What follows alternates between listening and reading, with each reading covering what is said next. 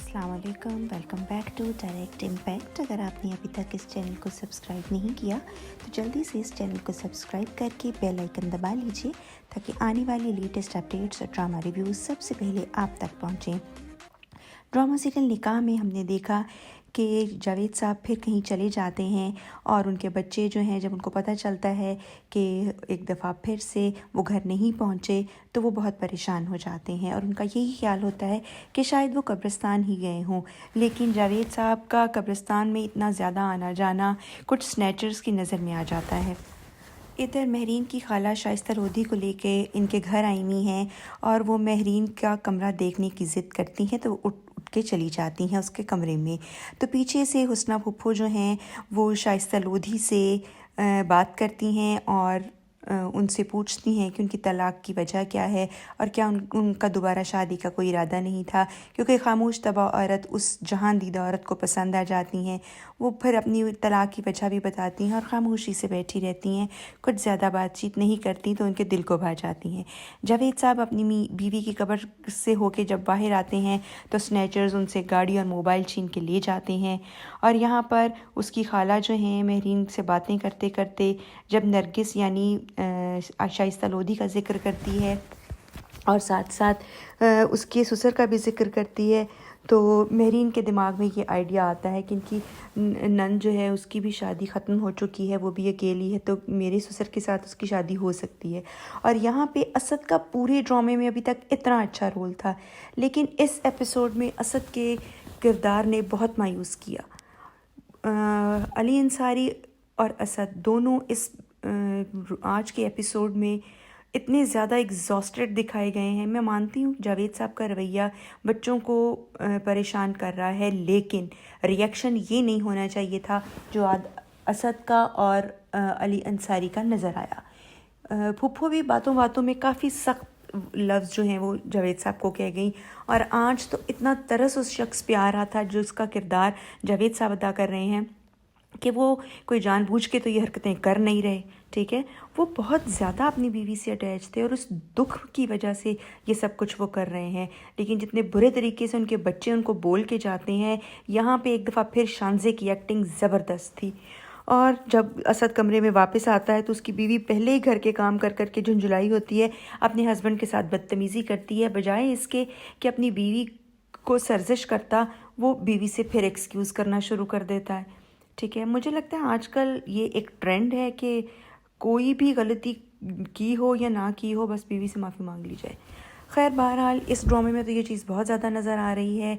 फिर दिखाते हैं जी महरीन पता नहीं किस वजह से घर छोड़ के जा रही है, जो वजह ही अभी तक सामने नहीं आई, क्योंकि जावेद साहब का घर से चले जाना इसके ड्रामे की वजह नहीं हो सकती। खैर उसका हस्बैंड भी उससे माफ़ियाँ तलाफ़ियाँ शुरू कर देता है कि मत जाओ, और वो शर्त ये रखती है कि अपने अब्बा की शादी कर दो। और जब वो ये बातें कर रहे होते हैं जावेद साहब ये तमाम गुफ्तगू सुन लेते हैं और एक दफ़ा फिर उनको बहुत ज़्यादा दुख का सामना करना पड़ता है। और जब अली अंसारी पूछता है कि क्या तुम्हारी नज़र में कोई खातून है, तब वो बताती है कि खाला की नंद है। यहाँ पर असद की बीवी अभी तक उससे नाराज़ है और फिर दिखाते हैं जी कि असद एक दफ़ा फिर अपनी बीवी के घुटनों पे बैठ जाता है, और घुटनों में तो नहीं पाँव में ही बैठ जाता है और फिर उससे माफ़ी तलाफ़ी करता है और उसको कहता है कि मैं इस वक्त मुश्किल हालात में हूँ, प्लीज़ मेरी समझो और साथ दो। और वो ठीक भी हो जाती है, फिर कहती है हाँ ठीक है, और फिर हालात कुछ थोड़े बेहतर हो जाती हैं। यहाँ पे अब बहरीन अपनी अम्मा के पास गई है मशवरा करने के लिए कि क्या खाला की नंद के साथ मैं अपने ससुर की अगर शादी करवा दूँ तो ये बेहतर रहेगा। बहरीन की वालदा कुछ मुझे बेहतर खातून लगी हैं बड़ी भाभी की वालदा की निस्बत। वो उसको समझा रही हैं कि घर के किसी बड़े से बात करो और ये बात ऐसी नहीं है कि इसको ऐसे ही जाने दिया जाए, समझदारी से काम लेना पड़ेगा, तुम्हारा रिश्ता भी ख़राब हो सकता है। और जब वो आके हुस्ना फूफो से बात करती है और कहती है कि क्या मैं बात करूं अपने ससुर से, तो सब उसकी बड़ी भाभी मना कर देती है। और शान से जब ये सुनती है तो एक दफ़ा फिर एग्जॉस्ट हो जाती है और फिर दिखाते हैं कि जी जावेद साहब से उनकी बहन बात करती है रिश्ते की, तो वो बहुत अक्लमंदी और समझदारी से कहती हैं कि वक्त बहुत बड़ा मरहम है, मैं वक्त के साथ ठीक हो जाऊंगा, मुझे मेरे हाल पे छोड़ दिया जाए। और यहाँ पे शानज़े अपनी माँ को बहुत मिस कर रही है और वो इस तकलीफ़ में मुब्तला है कि उसकी माँ की जगह पे किसी औरत को ज़बरदस्ती ला के बिठाया जा रहा है। دکھاتے ہیں جی کہ مہرین تیار ہو رہی ہے اب نرگس آنٹی کے گھر جانے کے لیے، یعنی شائستہ کے گھر جانے کے لیے، اور یہاں پہ علی انصاری تذبذب کا شکار ہے کہ کیا یہ فیصلہ ہم صحیح کر رہے ہیں. وہ کہتی ہے کہ ہم بالکل صحیح فیصلہ کر رہے ہیں. خیر چلے جاتے ہیں یہ لوگ شائستہ لودھی کے گھر، اور یہاں پہ حسنہ پھپھو ایک جہاں دیدہ عورت ہے، ان کو سمجھ لگ جاتی ہے کہ اس کی بھابھی کیا چیز ہے.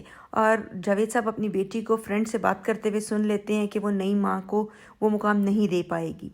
جب حسنہ کو پتہ چلتا ہے کہ شائستہ نے جواب دے دیا ہے تو وہ خود جاتی ہے اس کو سمجھانے کے لیے، اور اتنی اچھی لاجکس اس کو دیتی ہے کہ بات اس کی بھی سمجھ میں آ جاتی ہے. خیر یہیں پہ ایپیسوڈ جو ہے وہ اینڈ ہو جاتا ہے. لیکن جتنے اچھے طریقے سے حسنہ نے سمجھایا ہے اور جتنی اچھی یہ خاتون ایکٹنگ کر رہی ہیں جو پھپھو بنی ہوئی ہے، زبردست ایکٹنگ ہے، اور اتنے اچھے ان کے ڈائلاگز ہیں یہاں پہ. اور دیکھتے ہیں شائستہ مانتی ہیں کہ نہیں مانتی، جو کہ مان جائیں گی. یہی تھا آج کا ایپیسوڈ. آپ کو ریویو کیسا لگا کامنٹ میں ضرور بتائیے گا. اور اگر آپ نے ابھی تک ہمارے چینل کو سبسکرائب نہیں کیا، چینل کو سبسکرائب کر کے بیل آئیکن دبا لیجئے تاکہ آنے والے لیٹسٹ ریویوز اور تمام ڈرامہ اپڈیٹس سب سے پہلے آپ لوگوں تک پہنچیں. اجازت چاہتے ہیں. اللہ حافظ.